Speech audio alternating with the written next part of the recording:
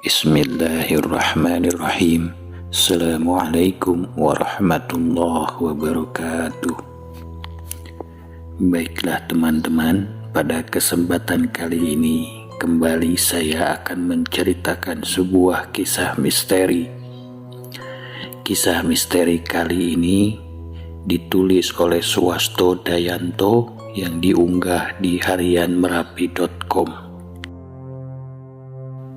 Judul cerita pada kali ini adalah Kuli Bangunan Dikorbankan Jadi Tumbal, Rohnya Gentayangan di Kampung Sendiri. Baiklah, kita langsung saja ke ceritanya. 3 hari yang lalu, kabar buruk datang ke Kampung Sukawaras. Salah satu pemuda di kampung tersebut yang bernama Warsidi dikabarkan meninggal. Ia meninggal di tempat kerjanya di ibu kota. Konon ceritanya, Warsidi yang bekerja sebagai kuli bangunan tertimpa plat beton.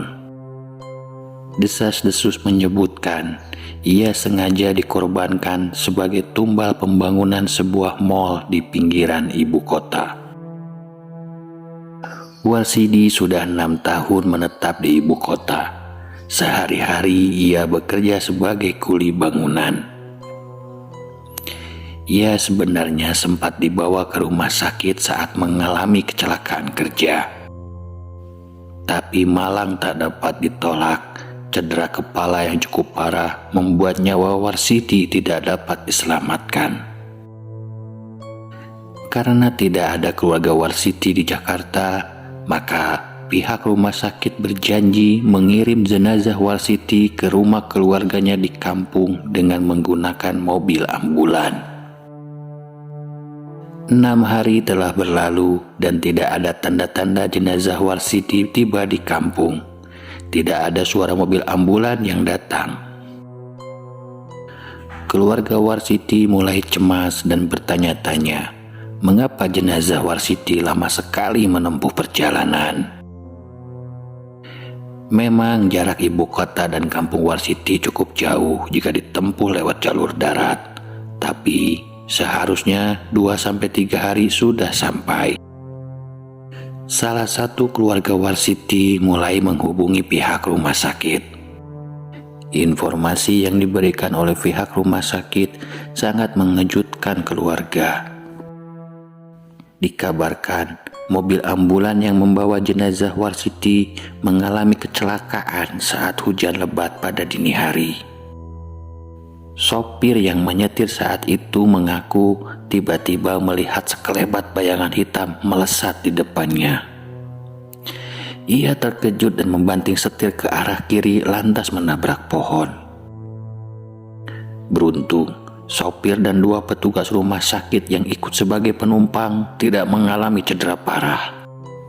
Mereka hanya pingsan saja. Masalah sebenarnya muncul karena mereka pingsan.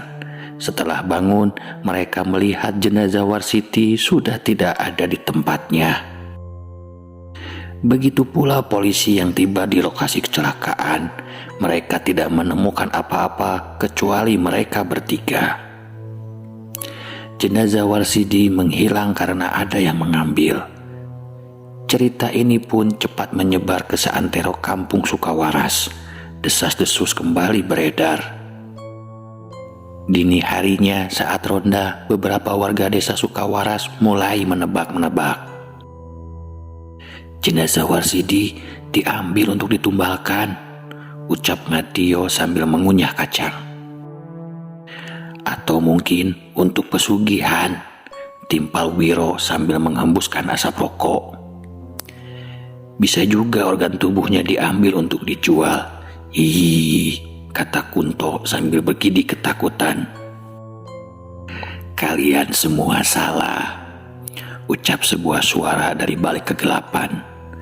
Ketiga warga itu pun terkejut. Mereka bersama-sama menoleh ke arah suara tersebut dan melihat Warsidi yang muncul sambil tersenyum ramah. Bapak-bapak, boleh saya meminjam uangnya? Saya tadi belum membayar ongkos pulang ke kampung ini. Ngadio, Wiro, dan Kunto saling memandang. Mereka langsung lari secepat kilat meninggalkan gardu ronda. Di keesokan harinya, rumah keluarga Warsiti sudah ramai. Para warga terkejut melihat jenazah Warsiti sudah muncul di depan rumah keluarganya. Tidak ada yang benar-benar tahu bagaimana jenazah Warsiti bisa sampai di kampung tersebut. Di hari-hari berikutnya, di kampung Sukawaras mulai sering terdengar cerita. Setiap malam tiba, Warsiti gentayangan meminjam ongkos pulang ke warga yang ditemuinya di jalan. Nah, demikian teman-teman cerita pada kesempatan kali ini. Billahi taufik wal hidayah. Wassalamualaikum warahmatullahi wabarakatuh.